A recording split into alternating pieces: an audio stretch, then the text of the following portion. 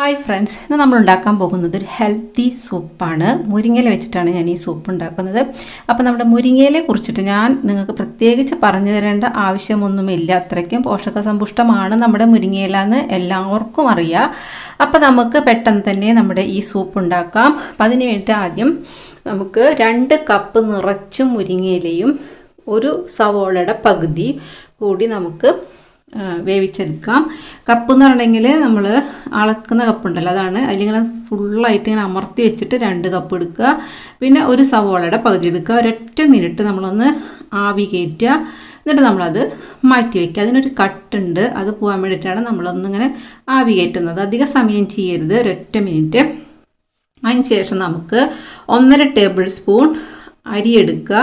അതൊന്നിങ്ങനെ വറുത്തെടുക്കണം. അതൊന്നിങ്ങനെ കുറച്ചിങ്ങനെ ചൂടായിട്ട് ഇങ്ങനെ വറുത്ത് തുടങ്ങുന്ന പാകമാകുമ്പോൾ നമുക്കതിലേക്ക് ചെറുപയർ പരിപ്പ് ചേർത്ത് കൊടുക്കണം. ചെറുപയർ പരിപ്പ് ഈ സൂപ്പിൽ വറുത്തും ചേർക്കാം, വറുക്കാതെയും ചേർക്കട്ടെ. പക്ഷേ വറുക്കുമ്പോഴാണ് നമുക്കൊരു നട്ടി ഫ്ലേവർ കിട്ടും. അപ്പോൾ അതിനുവേണ്ടി അത്ര അളവ് തന്നെ, അരി എടുത്ത അതേ അളവ് തന്നെയാണ് നമ്മൾ ചെറുപയർ പരിപ്പ് എടുത്തിരിക്കുന്നത്. 1.5 ടേബിൾ സ്പൂൺ. രണ്ടും കൂടി നമുക്ക് നന്നായി പൊടിക്കാൻ പറ്റുന്ന പോലെ അത്രയ്ക്കും പാകത്തിൽ നമുക്ക് വറുക്കണം. എന്നിട്ട് നമുക്കതുപോലെ ഒരു കുക്കറിലേക്ക് മാറ്റാം. ഒപ്പം നമ്മൾ ആവി കയറ്റി വെച്ചിരിക്കുന്ന മുരിങ്ങയിലയും സവോളയും. അപ്പം മുരിങ്ങയില കുറച്ച് കൂടിയാലും കുഴപ്പമില്ല. അപ്പോൾ നമ്മൾ സവോളയുടെ അളവും കുറച്ച് കൂട്ടുക. പക്ഷെ പരിപ്പും അരിയും ഇത്ര മതി. അതിലേക്ക് നമുക്കൊരു 4 അല്ലി വെളുത്തുള്ളിയും ഒരു ചെറിയ കഷ്ണം ഇഞ്ചിയും അരിഞ്ഞ് ചേർത്ത് കൊടുക്കുക. ഇത്തിരി വലിപ്പത്തിലുള്ള കഷ്ണമായാലൊന്നും കുഴപ്പമൊന്നുമില്ല, പിന്നീട് നമ്മളത് അരച്ചെടുക്കുന്നതാണ്. പിന്നെ നമ്മൾ കുറച്ച് കുരുമുളക് പൊടി ചേർക്കുക. ഉപ്പ് നമ്മൾ ഇപ്പം ചേർക്കുന്നില്ല, നമുക്ക് പിന്നീട് ചേർക്കാം. കുരുമുളക് പൊടി ഇപ്പം ചേർക്കാം, പിന്നെ വേണമെങ്കിൽ കഴിക്കണ നേരത്തും ചേർക്കാം കേട്ടോ. അതൊക്കെ ഓരോരുത്തരുടെ ഇഷ്ടം. പിന്നെ നമ്മൾ ആവശ്യത്തിൽ കൂടുതൽ വെള്ളം ഒഴിച്ചെടുക്കണം. അതായത് നമുക്കിത് വേവുന്നതിനേക്കാളും കുറച്ച് കൂടുതൽ വെള്ളം വേണം. കാരണം സൂപ്പാണല്ലോ, അപ്പം നമുക്കതിന് സൂപ്പിന് വെള്ളം വേണം. അപ്പം അതുകൊണ്ട് നമ്മൾ കുറച്ചധികം വെള്ളം ഒഴിച്ചു കൊടുത്തിട്ട് 2 വിസിലിൽ ഇത് വേവും. അപ്പോൾ 2 വിസിൽ വരുന്നത് വരെ നമുക്ക് വേവിക്കാം. വെന്തിട്ടുണ്ട്, നമുക്ക് തുറന്ന് നോക്കാം. ഇത് നമ്മൾ ആദ്യം ഇതിൽ കുറച്ച് വെള്ളമൊക്കെ ഉണ്ടല്ലോ, അപ്പോൾ നമുക്കത് അരച്ചെടുക്കണം. അപ്പോൾ ഈ വെള്ളത്തോട് കൂടി അരക്കുന്നതിനേക്കാളും നല്ലത് നമുക്കതൊന്ന് ഉടച്ചെടുക്കുക ആദ്യം, എന്നിട്ട് അരിച്ചെടുക്കുക. അപ്പോൾ ഞാൻ ഉടച്ചെടുക്കുന്നത് എന്തിനാണെന്ന് ഞാൻ പറഞ്ഞു തരാം. അപ്പോൾ ആദ്യം നമ്മൾ നന്നായിട്ട് വേണം കേട്ടോ, എന്നാലേ നമുക്ക് ഉടച്ചെടുക്കാൻ പറ്റുള്ളൂ. അപ്പോൾ നമ്മൾ എന്തെങ്കിലും മത്തോ എന്തെങ്കിലും വെച്ചിട്ട് നന്നായിട്ട് ഉടച്ചെടുക്കണം. പിന്നെ നമ്മൾ ഉപ്പ് ചേർത്തിട്ടില്ലല്ലോ, അപ്പോൾ നമുക്ക് ഉപ്പ് വേണമെങ്കിൽ ഇപ്പം ചേർക്കാം, അല്ലെങ്കിൽ നമ്മൾ കഴിക്കണ നേരത്തായാലും ചേർത്താൽ മതിയിട്ടാ. അപ്പോൾ നമ്മളിതൊന്നിങ്ങനെ മത്ത എന്തെങ്കിലും വെച്ചിട്ട് നന്നായിട്ട് ഇങ്ങനെ ഉടച്ചിട്ട് നമ്മൾ അരിച്ചെടുക്കണം. അപ്പോൾ എന്തെന്ന് വെച്ചിട്ടുണ്ടെങ്കിൽ നമുക്ക് ഒരു പ്ലെയിൻ സൂപ്പ് പോലെ പ്രത്യേകിച്ച് വലിയ ഫ്ലേവറുകളൊന്നും ഇല്ലാതെ നമുക്ക് വെറുതെ സൂപ്പായിട്ട്, അതായത് വളരെ ഹെൽത്തി ആയിട്ട് കുടിക്കണം എന്ന് ആഗ്രഹിക്കുന്നവർക്ക് നമ്മളിപ്പോൾ ഇതുപോലെ അരിച്ചിട്ട്, പിന്നെ ഈ അരിയൊന്നും നമ്മളൊന്നും ചെയ്യില്ല, ആ കിട്ടുന്ന സൂപ്പ് മാത്രം കുടിക്കുക. അത് നമ്മൾ പിന്നീട് താളിക്കുന്നില്ല, ഒന്നും ചെയ്യുന്നില്ല. അതെന്ന് വെച്ചാൽ നമ്മൾ ഏറ്റവും ഹെൽത്തി ആയിട്ടുള്ള സൂപ്പാണ് ഇത്. ഇതിന് അത്ര ഭയങ്കര രുചിയെന്നൊന്നും പറയാൻ പറ്റില്ല, പക്ഷെ എന്നാലും വളരെ ഹെൽത്തിയാണ് നമ്മുടെ ഈ സൂപ്പ്. അപ്പം ഇങ്ങനെ വേണ്ടവർക്ക് ഇങ്ങനെ കുടിക്കാം.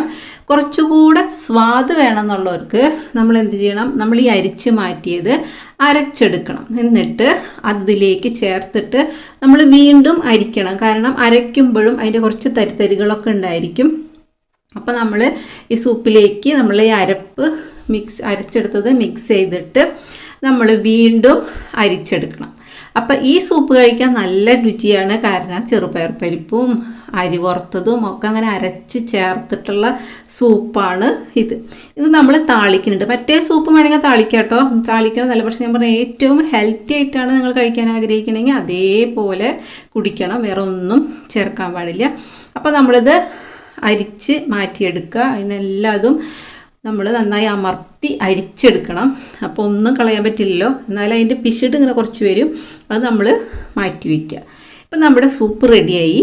ഇനി നമുക്ക് സൂപ്പിന് ഏറ്റവും രുചി കൂട്ടുന്ന ഒരു സംഭവം ചെയ്യാനുണ്ട്. അപ്പോൾ നമ്മളിതൊക്കെ നന്നായി മിക്സ് ചെയ്തിട്ട് നമ്മൾ നെയ്യിൽ ഉള്ളി താളിച്ചൊഴിക്കണം. നിങ്ങൾ ഈ മട്ടൻ സൂപ്പൊക്കെ കഴിച്ചിട്ടുള്ളവർക്ക് അറിയുണ്ടാവും ചിക്കൻ സൂപ്പൊക്കെ നമ്മളത് സൂപ്പ് ഉണ്ടാക്കി കഴിഞ്ഞിട്ട് ഈ നെയ്യിൽ ഉള്ളി താളിച്ചൊഴിക്കും.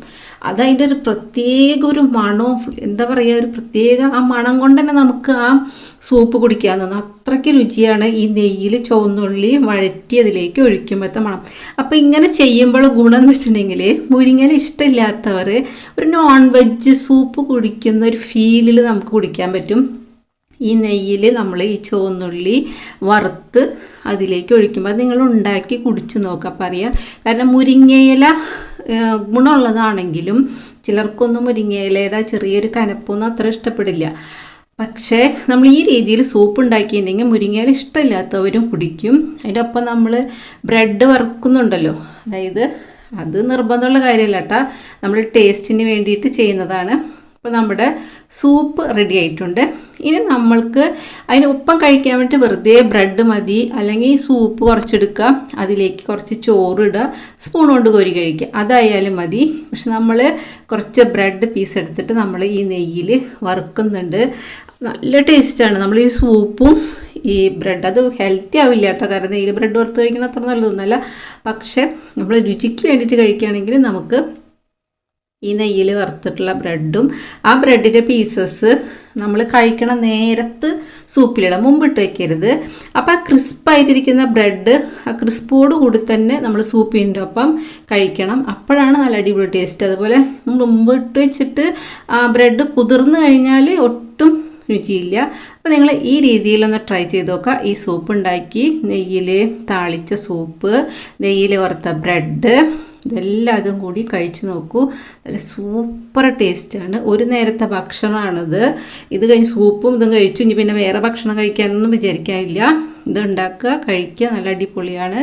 അപ്പോൾ എല്ലാവരും ട്രൈ ചെയ്യണം. നല്ല സൂപ്പാണ് നമ്മുടെ മുരിങ്ങയില സൂപ്പ്.